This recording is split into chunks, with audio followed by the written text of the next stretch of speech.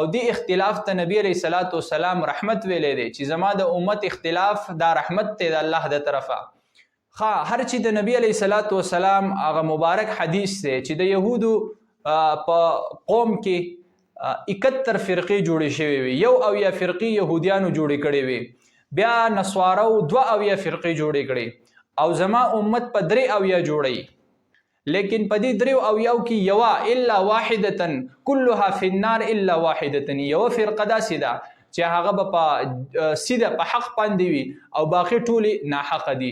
نو آیا دا یو به مونږ پیژنو څنګه او دا یو د څوک؟ یو فرقه ده هغه مطلق منځ نه مني، بل فرقه ده هغه منځ مني، لیکن په دوی کې 2 ډلې دي چې یو د مانځه یو طریقه وي او بل طریقه وي. نو اوس فرقه په دې برځه کې جوړه شو چې یو بالکل د منځ نه انکار کوي او بل منځ مني، لیکن دا غي په کیفیت کې لاندې دا غوي په منځ کې اختلاف دی.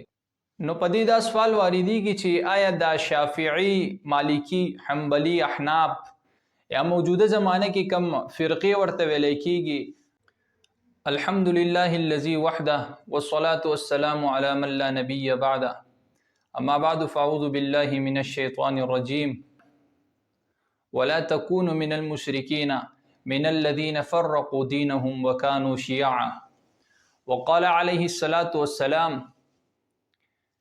افترقت اليهود على 71 فرقة وافترقت النصارى على 72 فرقة وستفترق أمتي على 73 فرقة كلها في النار إلا واحدة. اسلام د یووالي درس ورکوي. همیشه اسلام دا دعوت ورکړی دی چې تاسو اتفاق او اتحاد کوئ. نو بیا ولې نن مسلمان د مختلفو فرقو او د مختلفو شکوک و شبهات شکار دی؟ هر مسلمان په دې فکر کې دی چې د خبره ومنم او که د ده ومنم. دا سوچ او دا فکر، دا شبهې او شکونه به څنګه زموږ نه ختمیږي؟ راځئ چې نن په دې ویډیو کې مونږ د دې فرقو په باره کې لږ بحث وکړو. د ټولو نه اول سوال خدا دی چې فرقه څه ته وایي؟ فرقه ویل کېږي هغه جماعت، هغه ګروه، هغه حصې ته چې هغه د یو لوی مجموعې نه ځان جدا کړی وي. او په اصطلاح د شریعت کې فرقه ویل کېږي هغه جماعت چې هغوی د دین د بنیادی عقایدو او د تعلیماتو نه ځان له جدا عقاید او نظریې جوړې کړي وي. د اسلام چې کوم بنیادی عقاید دي یا بنیادی تعلیمات دي، دوی په هغې کې اختلاف کړی دی او ځان له جدا یو نظریه او عقیده جوړه کړې ده. دې ته ویل کېږي فرقه. نو په دې دا سوال واردېږي چې آیا دا شافعي، مالکی، حنبلی، احناف یا موجوده زمانه کې کم فرقې ورته ویل کېږي، بریلوي یا پنجپیری وغیرہ، دا هم فرقې دي. دوی د دین د بنیادی عقایدو کې یو بل سره اختلاف کوي یا د دین بنیادی تعلیماتو کې اختلاف کوي. نو د دې جواب دا دی چې نه، شافعي، مالکی یا موجوده کم فرقې چې دي نو دا ځان له جدا فرقې نه دي، بلکې دا مسلکونه دي. د فرقې تعریف ما تاسو ته دا وکړو چې فرقه هغه ګروه ته ویل کېږي، هغه جماعت ته ویل کېږي چې هغه د دین بنیادی عقایدو نه ځان څه جدا کی. د دین بنیادی عقایدو نه مطلب څه؟ مثال د الله د توحید، د الله په وحدانیت کې هغوی ځان له جدا عقاید جوړ کی. د نبی علیہ الصلوۃ والسلام رسالت په باره کې د هغوی اختلاف وي، د ختم نبوت په باره کې اختلاف وي، بعث بعد الموت نه انکار کوي، د قدر نه، د تقدیر نه انکار کوي، عذاب قبر نه انکار کوي. مختلف داسې بنیادی عقاید دي چې د هغې نه دوی انکار کوي او ځان له یو جدا نظریه او عقیده جوړه کړې وي. دې ته ویل کېږي فرقه. حالانکه موجوده چې کومې فرقې مونږ په سترګو باندې وینو، که هغه د احناف دي او که د بریلي دي او که هغه د شافعي دي، دوی په اجتهادي مسایلو کې اختلاف کوي. د دین یو مسله ده، دوی بنیادی مسله د دین مني، بلکې د هغې اجتهادي، یعنی یو امام د هغې اجتهاد یو رنګ کړی وي، بل امام د هغې بل شانتي کړی وي. اصول دا دي چې دواړه به په حق وي، ټول به په حق وي، لیکن یو امام د خپل علم مطابق د هغې اجتهاد په یو طریقه کړی دی او بل امام د خپل علم په مطابق باندې د هغې اجتهاد په بل رنګ کړی دی. لکه مثال په مانځه کې د رفع الیدین مسله، نو د شوافعو په نسبت باندې په مانځه کې رفع الیدین شته اولادي، او د احناف په نسبت باندې په مانځه کې رفع الیدین غیر اولادي، یعنی لاس پورته کول اشاره کول په مانځه کې د احناف په نسبت باندې دا غیر اولادي او د شوافعو په نسبت باندې دا اولادي. دا اختلاف د دوی بنیادی د عقیده اختلاف نه دی. د عقیده اختلاف نه مراد څه؟ یو فرقه ده هغه مطلق منځ نه مني، بل فرقه ده هغه منځ مني، لیکن په دوی کې دوه ډلې دي چې یو د مانځه یو طریقه وي او بل طریقه وي. نو اوس فرقه په دې برځه کې جوړه شو چې یو بالکل د منځ نه انکار کوي او بل منځ مني، لیکن د هغې په کیفیت کې لاندې د هغوی په منځ کې اختلاف دی. نو د احنافو یا د مختلف قسم مسالکو مثال هم د دې دی چې دوی د دین مختلف عقاید، بنیادی عقاید چې کوم د دین دي یا بنیادی تعلیمات د دین دي هغه مني، لیکن د هغې په کیفیت کې او د هغې په طریقه کې د هغوی اختلاف دی. دا اجتهادي اختلافات دي او دی اختلاف ته نبی علیہ الصلوۃ والسلام رحمت ویلې دی چې زما د امت اختلاف دا رحمت ته د الله د طرفه.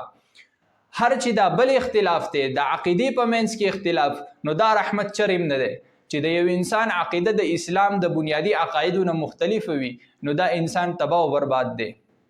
لہذا د فرقې په منځ کې فرق پیژندل پکار دی چې فرقه څه ته ویل کېږي؟ هغه جماعت چې هغه د اسلام بنیادی عقایدونه اختلاف کوي. د دې مثالونه دنیا شی موجود دي، لکه ختم نبوت د اسلام بنیادی عقیده ده، د دین انکار کوونکې قادیانی دی، کافر دی، دا اوس جدا فرقه شوه.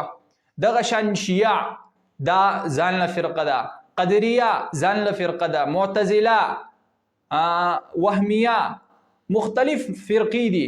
دغه شان یهود، نصارا، مشرک، مجوسی یا بت مت والا دا هم فرقې دي، ځکه د دوی هم د دین بنیادی عقاید چې دي د الله په توحید کې د دوی اختلاف دی. دوی د الله توحید یو شان بیانوي، مونږ بل شان بیانو، لہذا دا هم ځان له فرقې دي. هر چې د نبی علیه الصلاۃ والسلام هغه مبارک حدیث دی چې د یهودو په قوم کې 71 فرقې جوړې شوې وي، 1 فرقې یهودیانو جوړې کړې وي، بیا نصوارو 2 فرقې جوړې کړې، او زما امت په 3 جوړی، لیکن په دې 3 کې یوه الا واحدة كلها فی النار الا واحدة، یوه فرقه داسې ده چې هغه به په سیده په حق باندې وي او باقي ټولې ناحقه دي. نو آیا دا یوه به مونږ پیژنو څنګه؟ او دا یوه د څوک؟ دا یوه فرقه کومه یوه ده چې نبی علیه السلام دې ته حق ویلی دي؟ په دغه حدیث کې لاندې نبی علیه الصلاۃ والسلام د هغې وضاحت په خپله هم کړی دی. صحابه کرامو ته عرض وکړو د الله رسوله هغه حق پرسته فرقه کومه یوه ده؟ حضور ورته وفرمایل هغه فرقه چې هغه زما او زما د صحابه کرامو په نقش قدم باندې روانه ده. نو اوس په موجوده زمانه کې که موږ نظر وکړو نو داسې کم یو جماعت دی، داسې کم یو ډله ده چې هغه بعینه د نبی علیه السلام په طریقه او د صحابه کرامو په طریقه باندې په نقش قدم باندې روان دي. هغه یو ډله ده چې هغې ته علماو نوم ورکړی دی د اهل سنت والجماعت. اهل سنت والجماعت یعنی داسې یو جماعت چې دوی د سنتو تابع دي او د صحابه کرامو په نقش قدم باندې روان دي.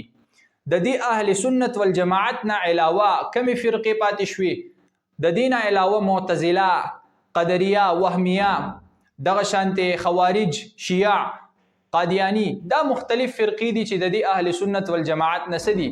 خارج. د دې مثال په یو آسان انداز کې زه تاسو ته پیش کوم. لکه مثال یو ونه مونږ واخلو، د ونې دپاره یوه وي تنه، د ونې یوه تنه وي او دغه شان د دې ونې نه مختلف شاخونه جدا شوي وي. اوس د ونې بنیادی څیز څه شی دی؟ دا تنه ده او د دې نه مختلف شاخونه جدا شوي دي. د اسلام مثال، د اهل سنت والجماعت مثال، دا ونه په شان د اسلام ده، د دین اسلام ده، او د اهل سنت والجماعت مثال د دې تنې دی. د دې اهل سنت والجماعت نه مختلف شاخونه جدا شوي دي چې هغه شاخونه احناف، شوافع، مالکی، حنبلی، مختلف دا شاخونه د دې نه جدا شوي دي، لیکن د دې شاخونو بنیاد یو دی، هغه دغه تنه ده، اسلام دی، اهل سنت والجماعت دی. د دوی بنیاد د یو بل سره تړلی شوی دی. دوی په بنیاد کې د دوی په اصل کې اختلاف نشته د یو بل سره. کما څانګه، کما شاخ چې د دې عقیدو د دې بنیاد نه ځان جدا کړي، کټ شي، وچه شي، نو هغه بیا جدا په بل فرقه کې استعمالي، یا یو سړی د دې ونې نه یو شاخ کټ کی او بل ځای کې ولګي، دا جدا ونه راوخیږي، ځان له جدا یو ونه، نو دا جدا فرقه شوه. مونږ چې نن سبا کوم خبرو ته فرقې وایو، آیا دا فرقې دي او د دې وجود څنګه راغلی دی، دا څنګه جوړې شوي دي؟